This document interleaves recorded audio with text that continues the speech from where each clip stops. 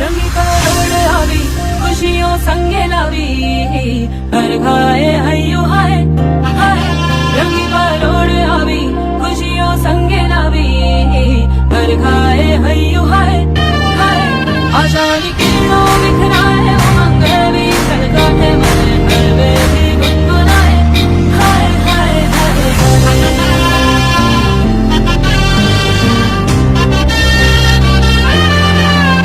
Starting দেখে সবাই বুঝেই গেছে ওরা কোনো একটা বিয়ে বাড়ি।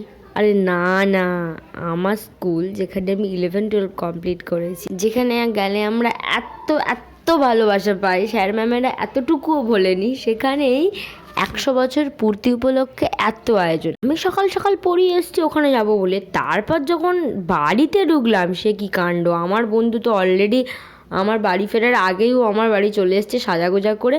অ্যান্ড দেন যখন আমরা স্কুলে গেলাম, গিয়ে দেখছি সবাই সেজেছে, শুধু আমরাই এইরকম কুর্তি পরে এসেছি। একটু শাড়ি পরলে কি ভালোটাই না হতো। তো যাই হোক, কী আর করা যাবে, মজাটাই আসল, শাড়ি পরাটা আসল নয়। বুকে পাথর চাপা দিয়ে আমরা চলেছি র্যালিতে। আমাদের র্যালি হয়েছে প্রায় 1.5 ঘন্টার মতো। আর সেখানে গিয়ে র্যালিতে ঠিক কী কী হয়েছে তোমরা নিজেরাই শোনো।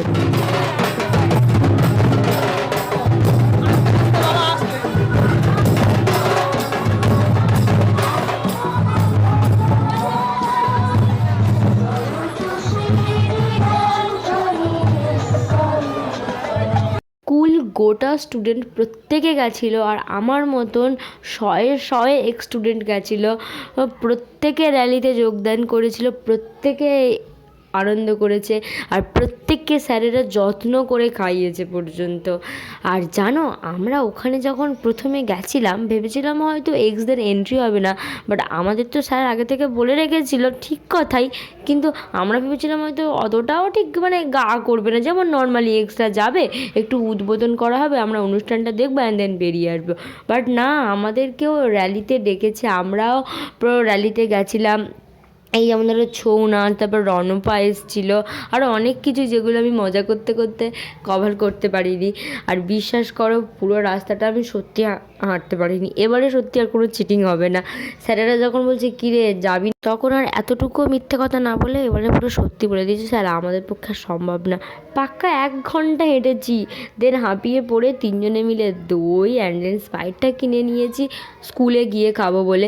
তো তারপরে আমাদের স্টার্টিংটা দেখো, আমরা যখন প্রথমে স্কুলে ঢুকেছিলাম তখন পেছনের গেট থেকে ঢুকেছি, এটা বরাবরেরই অভ্যেস।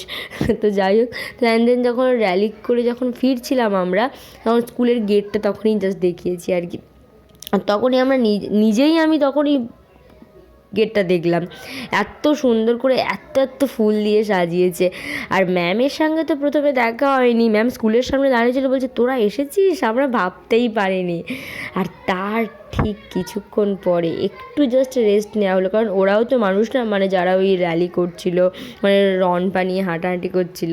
আর এই দেখো, আমরা তখন একটুখানি সেই মুহূর্তে সেলফি পর্ব চলছিল আমাদের মধ্যে, ওই মধু পাকলু অ্যান্ড দেন কী বলে ওটা, মহাত্মা গান্ধী এদের সাথে। তো তারপর স্টেজে চলছিল ছৌ নাচ, আর সেই গানে গানে সেই গানের তালে তালে আমারও পা এদিকে নাচছে, আমার মনের মধ্যে এদিকে ছৌ নাচ শুরু হয়ে গেছে।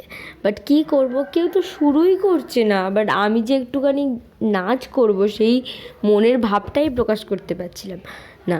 তো ফাইনালি স্যার ম্যামেরা বললো, কী রে তোরা চুপ করে দাঁড়িয়ে আছিস কেন, তোরাও নাচ। তো শুরু হয়ে গেলাম আমরা, পুরো মাঠ জুড়ে সবাই মিলে। বিশ্বাস করো, ভিডিওতে ভয়েস দিচ্ছি আর মনে মনে ভাবছিলাম যদি একটু শাড়িটা পরে যেতাম, এই মনের ক্ষোভটা আমার রয়ে গেল গো।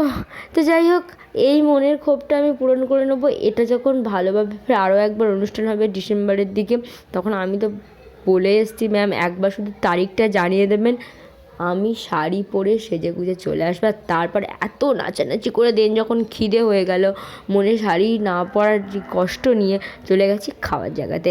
ফ্রায়েড রাইস, তার সাথে ছিল আলুর দম, যেটা আমার ভীষণ ভালো লেগেছে, হালকা হালকা ঝাল, খুব ঝাল তো আমি একদমই পছন্দ করি না। আর তারপরে পড়ে গেছিলো চাটনি, পাঁপড় ভাজা, সাথে ছিল মিষ্টি। আমি তো প্রথমে ভেবেছিলাম হয়তো আমাদের খেতেই দেবে না, বাট স্যার ম্যামেরা আমাদের প্রত্যেকের জন্য খাওয়ার আয়োজন হয়েছে। ভীষণ মজা করেছি বন্ধু।